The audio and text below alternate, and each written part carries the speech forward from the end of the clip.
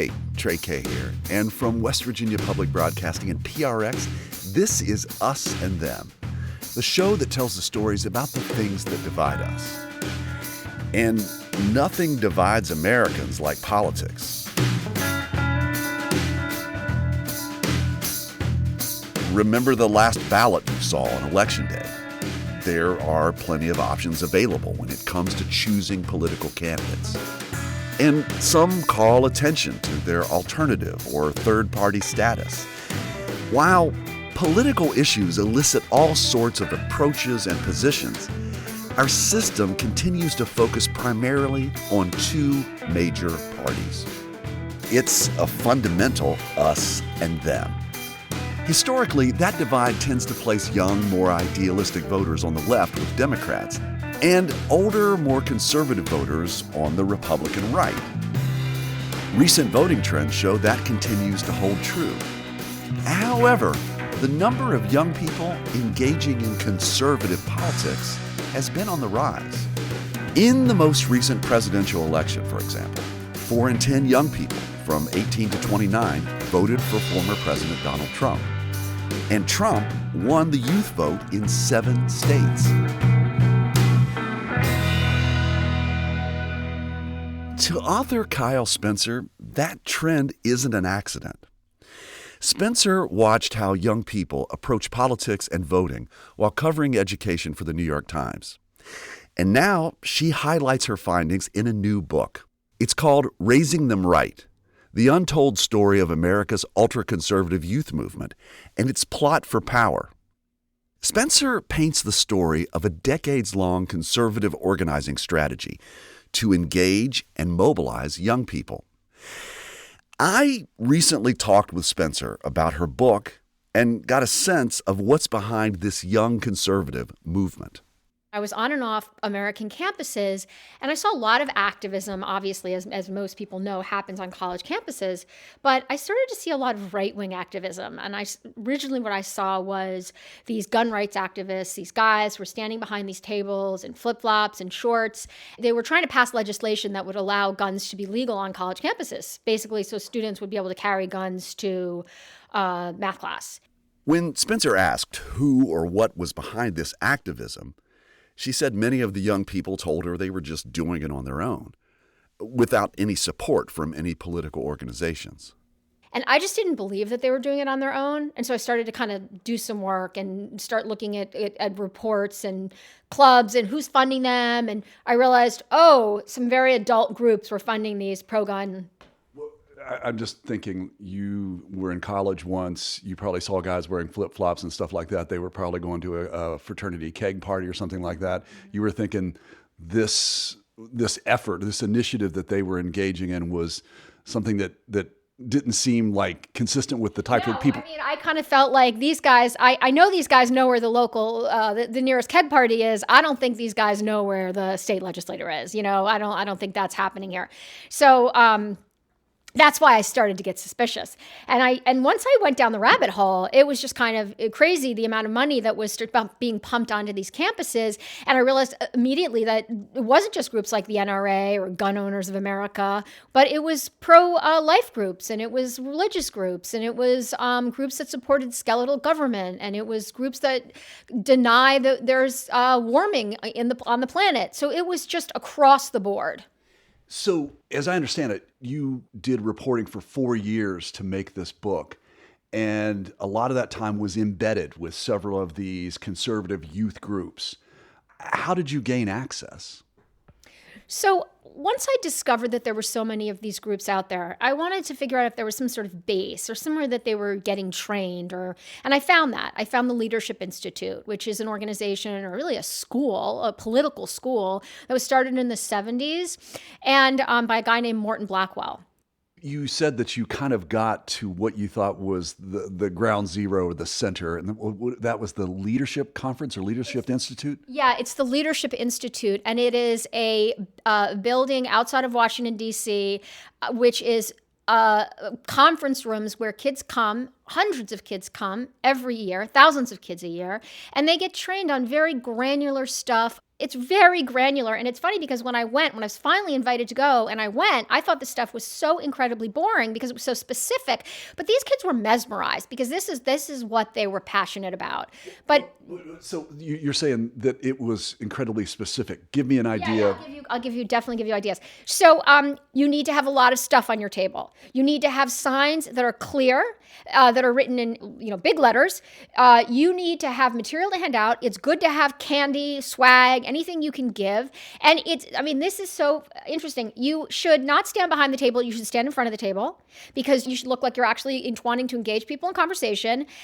You should be near a stairwell if you can be, because that means that you're going to have more, if you're like inside a student union, if you're near a stairwell, you'll get more traffic. You should have a smile on your face. I mean, on and on and on and on. And that's just one little lesson on how to open up a table on a college campus to recruit kids.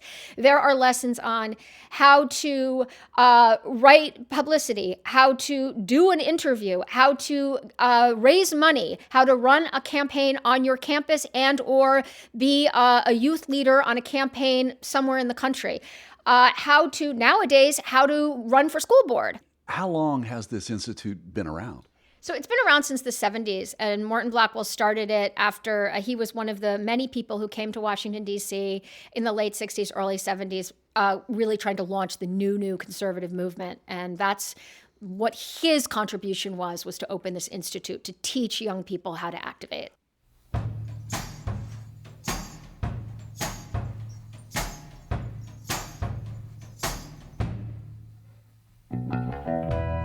One of my first memories of a political divide was a textbook controversy that happened where I grew up in Kanawha County, West Virginia. New classroom language arts textbooks, introduced in the mid-1970s, were designed to help students learn about an increasingly global society and access ideas of diverse cultures. The debate split the community, with one side supporting updated textbooks and the other side fighting to keep them out of the schools.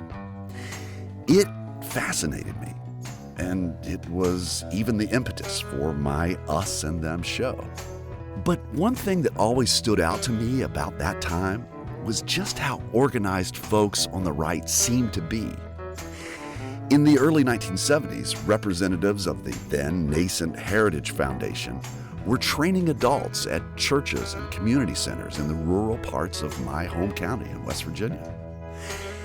According to Kyle Spencer, Morton Blackwell's Leadership Institute was doing the same thing, but focusing on young people, a demographic that's not typically viewed as conservative. The thing that we see a lot on the right is that there's often fear and anxiety about young people not voting red. And so they put a lot more effort and a lot more money into trying to lure and recruit people with the idea, as one activist told me at a conference, that when people are young, they decide their politics, and that often what they decide early on is what they end up being for the rest of their life. So you got to get them young? You got to get them young. You got to get them young. And you got to get them young. And when you're a Republican, you got to be really aggressive about it because they're more likely to be Democrats. But I think that we as Democrats, progressives, have a distorted view of what percentage of young people really are Democrats. So 4 in 10 young people in 2020 voted for Trump. That's a lot of people. That's not, I think a lot of people think that like 95% of young people vote Democrat, or it's 90%, or maybe it's 80%. It's not. So the Leadership Institute, it's been around since the 1970s. I mean, and lots of young people have gone through there and gotten political training. Are there notable alumni? Yeah, I mean, any big conservative that you know today went through the Leadership Institute. Like who? Tucker Carlson, Laura Ingraham, Dinesh D'Souza, Mitch McConnell. Yeah, Mitch McConnell calls Morton Blackwell, who started the Leadership Institute, his professor. It is a very, very powerful institution inside the Republican Party. The Leadership Institute is in Arlington, Virginia. Spencer says she knew if she wanted to understand how their training program works, she'd have to attend in person. And I began a letter writing campaign asking the folks who ran the Leadership Institute if I could come and see one of their classes.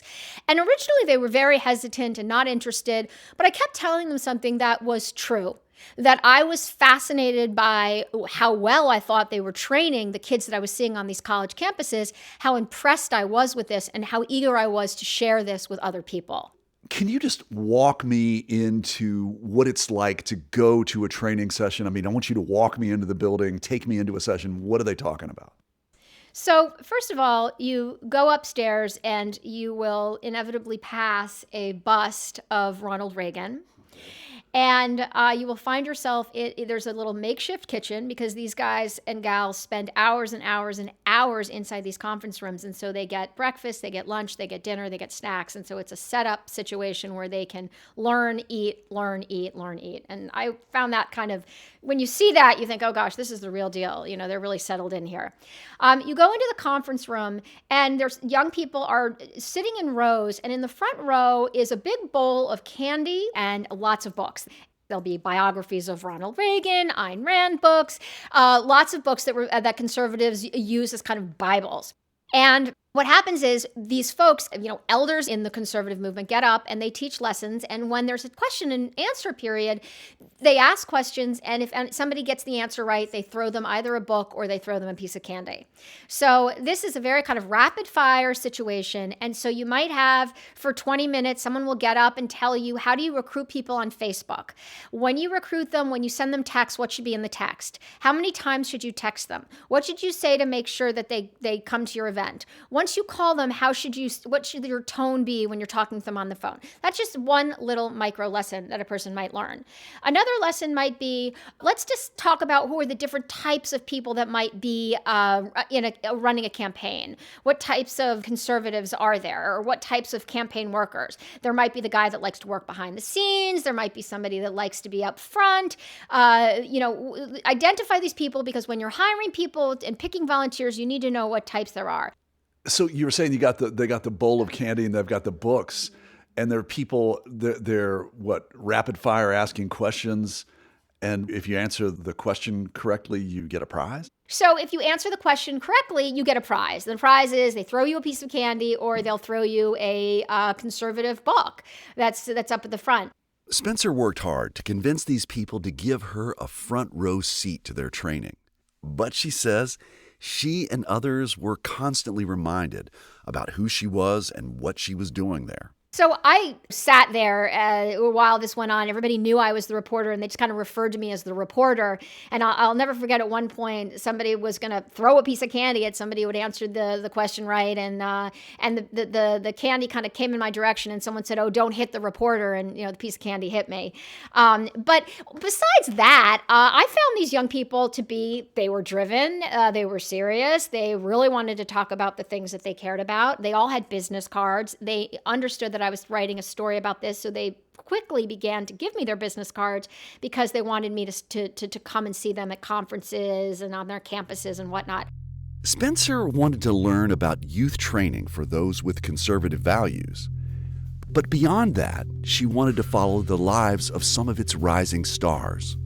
People like Charlie Kirk, who founded the group Turning Point USA.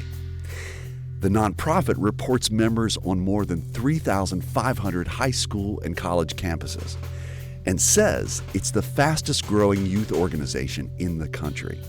Its political affiliate, Turning Point Action, can do election work. Coming up after a break, we'll hear about the celebrities this movement has created. We'll also hear how this movement fits into the landscape of young people in politics. There's a huge percentage of young people who are registered to vote but not registered with a party. And so some of these are reasons why a political party may not, or a campaign may not, reach out to young people. I'm Trey Kay, and you're listening to Us and Them. This program is supported in part by the West Virginia Humanities Council and the CRC Foundation.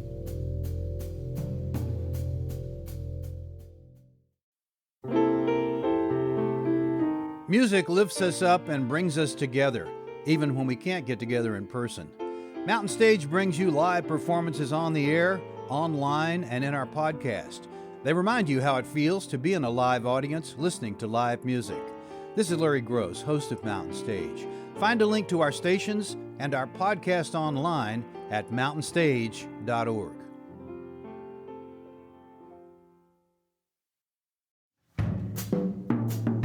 Hey, it's Trey, and this is Us and Them from West Virginia Public Broadcasting and PRX.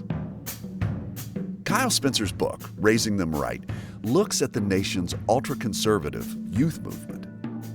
When I was in college, the student clubs for young Republicans and young Democrats seemed stuffy to me. Picture young men in ill-fitted suits trying to talk to their classmates about economics or foreign policy. According to Spencer, that's been an accurate stereotype for the past few decades, but not anymore.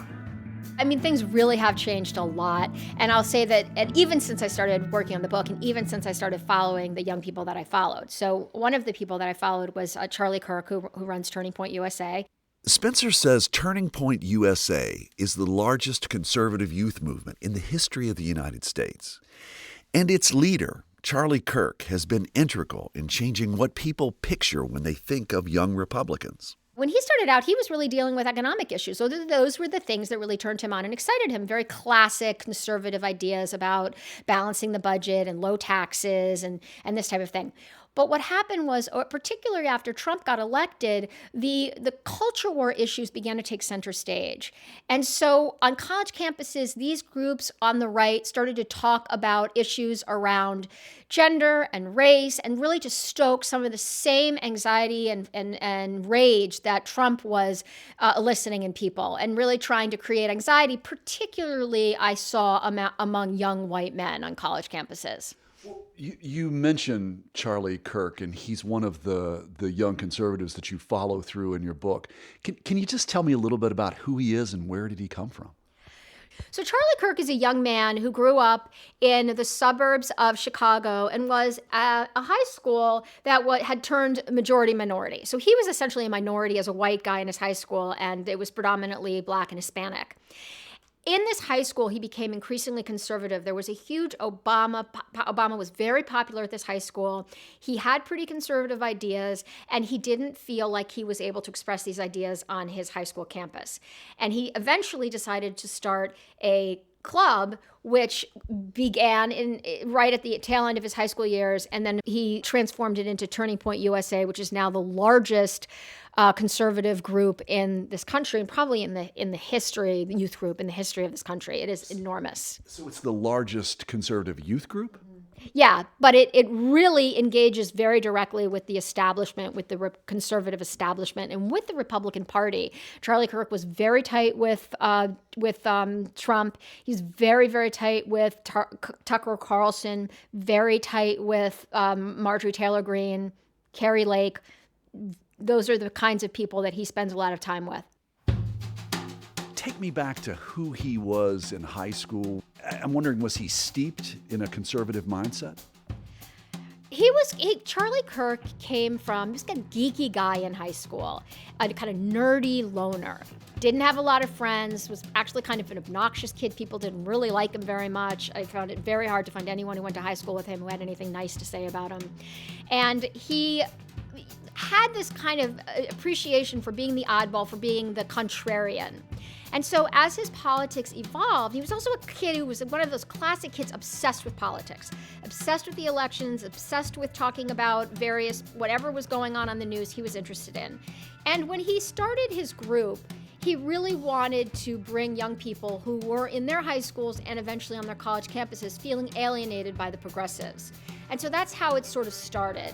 And this became an extremely popular thing for a lot of kids because it turns out a lot of young people, particularly young white men, feel very alienated on their college campuses, particularly if there's a lot of progressive activism going on around them. But the thing that's important to understand is that when Charlie Kirk started the group, he was a very, very magnetic guy, and he was also very good at raising money. And he was very good at the beginning of getting money from big donors. And so he could grow his group really quickly. And the more money he had, the more he could grow, the more he could get people, the more he could, be online and multiply. He was raising money while he was in school? When he finished high school, he decided not to go to college.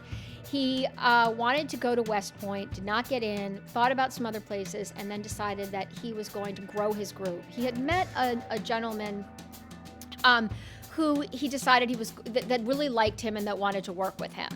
And this guy's name was Bill Montgomery, and Bill Montgomery was kind of a Tea Party old geezer looking for sort of something to do, and heard Charlie speak somewhere at a political youth conference and was mesmerized and walked up to Charlie and said, "Charlie Kirk, you don't know me, but you can't go to college. You need to grow this group that you have, and let's do this together." Kirk capitalized on the culture wars by tapping into the sense of alienation among young white men. But in addition, Spencer says he began to convince powerful people in the Republican Party to prioritize recruiting people of color who felt disenfranchised by the Democratic Party. Charlie told donors very early on that Latinx, he didn't use the term Latinx, but that Latinx young people had fairly conservative ideas, many of them were religious, and that they were an easy fit for a conservative group and for the Republican Party. And the thing that's potent about that is that there's some kernel of truth to that. You can talk to Democratic operatives up and down, all over the country who will tell you that the Democratic Party hasn't put enough money into bringing Black voters into the party. When you say that, I keep thinking, was it after the 2012 election where there was a post-mortem of the Republican Party at that point, and the idea was, the memo was, the analysis was that if this party does not connect with people of color, that if it just stays very white and male, that it doesn't have a very promising future. Yeah. It seems like Charlie Kirk must have gotten that memo. Yeah, I mean, I think he got the memo, but I also think that what was interesting, sort of what happened, was it took a while for Republicans to understand that Trump could go around and say very racist, offensive things about Black and Hispanic people and still get Black and Hispanic voters to come to the polls for him, and that there could be that could coexist at the same time. And I think Charlie Kirk understood that too, that there could be ideas and there could be policies in the Republican Party and policies he supported that might actually be quite bad for Black and Hispanic students, and he could still lure them to his cause and to his side. To Spencer, no one embodies that push more than Candace Owens. According to Spencer, Kirk helped launch Owens, a young Black woman, to the top of the charts when it comes to conservative pundits. Owens served as communications director for Turning Point, but since then has become an influential commentator and entrepreneur. Spencer decided to profile her in the book as well. She's glamorous and she's tough and she's, acerbic, and she speaks a lot to the ways in which she thinks that the Democratic Party fails Black people. And in her estimation, the problem is that Democrats coddle Black voters, that social safety net programs are bad for Black communities, and that the message to Black communities is you guys need to pull yourself up by your bootstraps and not rely on government. And the Democrats are trying to create a kind of dependency. They will give you things and promise you things, and then you will give them their vote, but they won't actually help you.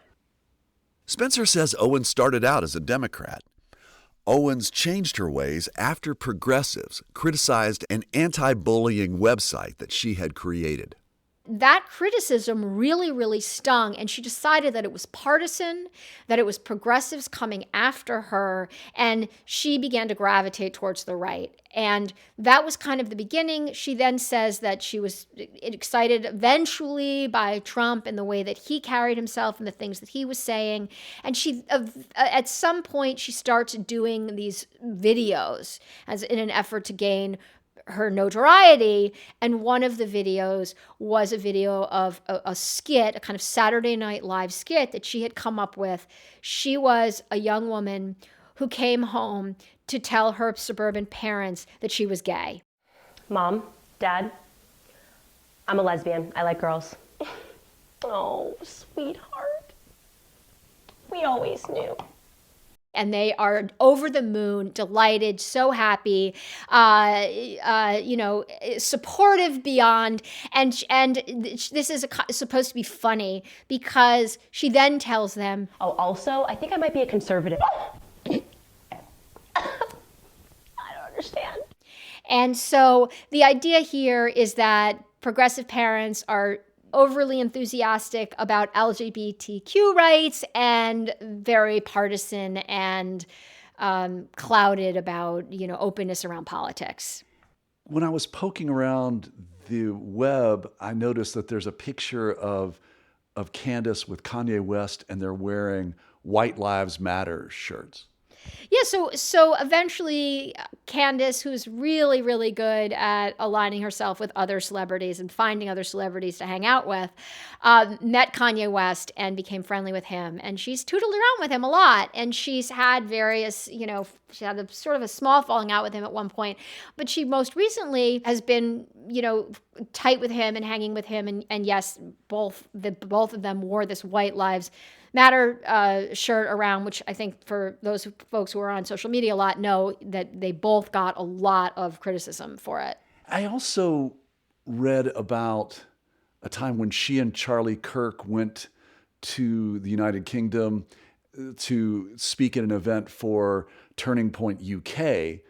And at some point, she gets into a conversation where she is, I don't know exactly how it happens, but she's opining on Nazi Germany and the Third Reich. Once Candace kind of gets going, she is all over the place, talking everywhere and anywhere. And one of the places that she talks is this very Tony parlor in London at this very fancy club. And she is discussing, and she's being asked lots of questions about her views on this and that by these old school royal Brits. And a question rises about nationalism and what she thinks about nationalism. And of course, this is a time when, Britain was really dealing with its own issues around nationalism and its own kind of anxieties about foreigners and strangers in its country. So Candace proceeds to talk about how she thinks nationalism is good and that it's wrong to have all these issues around nationalism. And she then sort of finds herself talking about Hitler and World War II and his efforts to promote German nationality. And sooner or later, she starts to sound like she is really talking about how much she admires Hitler. And she muddles around and she kind of gets herself out of it. And this blows up eventually when this is discovered online in the United States, and she gets a lot of criticism for it. And she refuses to apologize. She says that she was misquoted, or her actually what she said was taken out of, rather that what she said was taken out of context. And, frankly, I think probably Candace Owens just has so little knowledge of what happened during World War II that she didn't even understand how offensive that comment would be. Kyle Spencer's book tells the tale of a well-oiled conservative machine, finding ways to appeal to and organize young people. Accelerated by the intensifying culture wars of the last decade, we now see connections that 15 or 20 years ago might have seemed unbelievable, like black celebrities advocating for white nationalism.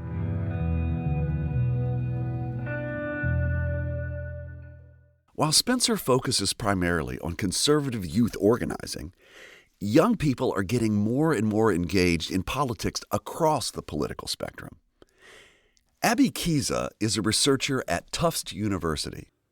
I think that there's been some culture change that has happened over the past 4 years. And, we could attribute that to many things, but it's really been driven by young people themselves. And young people in 2018 were taking to the streets, but they were also registering to vote. And we saw that happen in 2020 as well during the summer of, pushback related to racial injustice. And some of those really considerable organizing moments that young people, orchestrated. And so, those types of conversations, whether or not young people agree with some of those movements or not, raise people's awareness about what's happening in my communities. What do I believe? What are my friends saying? And all of these little things are stepping stones to engagement. Kiza runs the Center for Information and Research on Civic Learning and Engagement at Tufts. She says data show that big cultural moments related to political movements have an outsized impact on young people, well before they are old enough to vote. All of these experiences and conversations that young people have before they reach 18 have a significant impact on what young people are going to do when they turn 18. I'm curious if you have any data that measures how older generation and their political alignment, so I guess I'm talking about conservatives and progressives or liberals, how much they have in the past engaged or not engaged with the youth voter. When we look at national data, we see things like, young people are more likely, amongst the young people who vote for Democratic candidates, right? We see that nationally, young people are more likely to support progressive policy areas and really be pushing things like around climate, for example. Okay. A traditional, obviously I know that there are conservative youth who are pushing around that.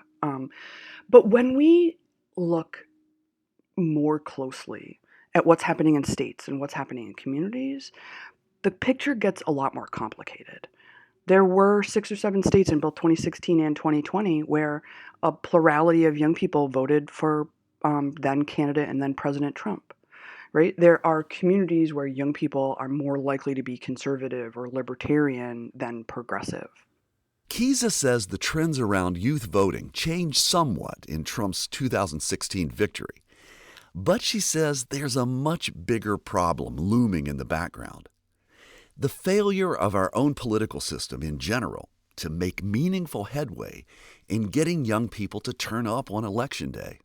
When we look at how political campaigns work, their incentives are to reach out to people who they know are going to vote for them. And there's 2 problems with that when it comes to youth participation. One, if you're just turning 18 or 19, you may not be registered to vote, right? And if you're not registered, if you're not on the voter file, you may not be contacted by some of these organizations. So that excludes some young people, unfortunately. The other thing is if you haven't quite figured out where you're at politically yet, and if you haven't been exposed to these conversations before you reach 18 that we've been talking about, you may still be figuring out politics. You may not understand where different parties fit, right? Or why you would want to register with a party or not. There's a huge percentage of young people who are registered to vote but not registered with a party. And so some of these are reasons why a political party may not, or a campaign may not reach out to young people. There are some groups and some campaigns who have really figured out that young people have political power on both sides of the aisle. And there are some groups who are still using, some kind of old thinking about that. That either they think young people are liberal and they don't want to reach out to them, or they don't think young people participate or care about things. I'm really struck by author Kyle Spencer's description of modern-day cable news pundits cutting their teeth at a pristine academy just outside the Washington, D.C. Beltway. The money connected to values and beliefs can play an enormous and often invisible role in our democratic society. But while money can fund power, it doesn't necessarily create a young monolith of voters leading the country into a singular conservative or progressive vision.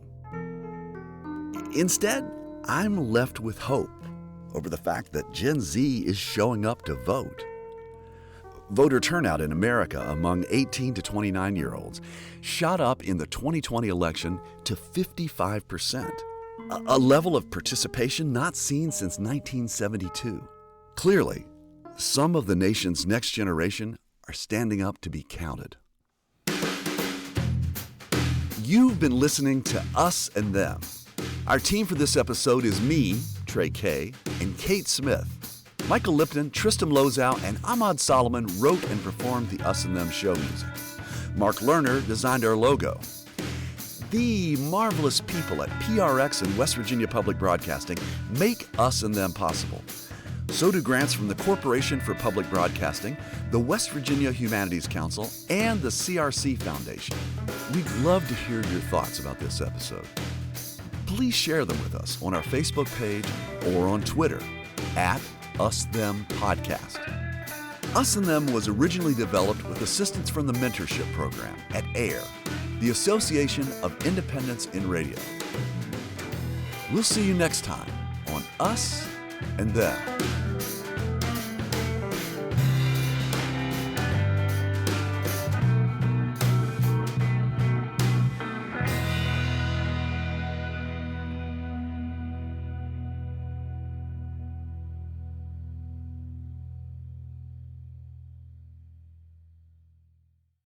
Support for this podcast comes from the Corporation for Public Broadcasting. From PRX.